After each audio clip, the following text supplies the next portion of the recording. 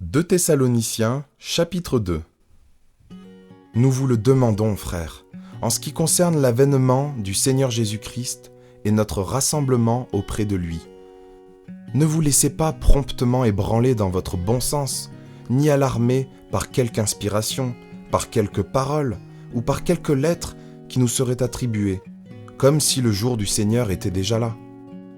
Que personne ne vous séduise d'aucune manière, car il faut qu'auparavant, l'apostasie soit arrivée et que se révèle l'homme impie, le fils de perdition, l'adversaire qui s'élève au-dessus de tout ce qu'on appelle Dieu ou qu'on adore, et qui va jusqu'à s'asseoir dans le temple de Dieu et se faire passer lui-même pour Dieu.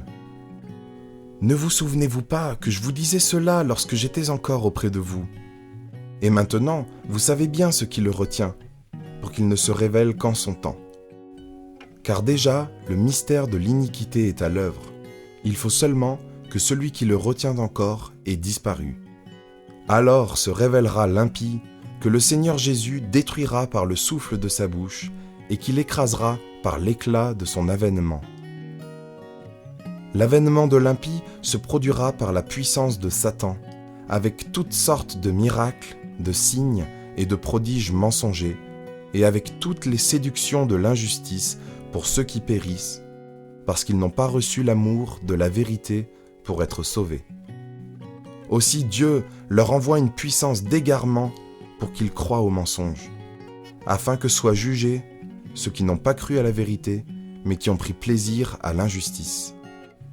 Quant à nous, frères bien-aimés par le Seigneur, nous devons continuellement rendre grâce à Dieu à votre sujet, car Dieu vous a choisi dès le commencement pour le salut, par la sanctification de l'Esprit et par la foi en la vérité. C'est à cela aussi qu'il vous a appelé par notre évangile, pour que vous possédiez la gloire de notre Seigneur Jésus-Christ. Ainsi donc, frères, demeurez fermes et retenez les instructions que nous vous avons transmises, soit de vive voix, soit par lettre. Que notre Seigneur Jésus-Christ, lui-même est Dieu notre Père, qui nous a aimés et nous a donné par sa grâce une consolation éternelle et une bonne espérance, console vos cœurs et vous affermisse en toute œuvre et parole qui soit bonne.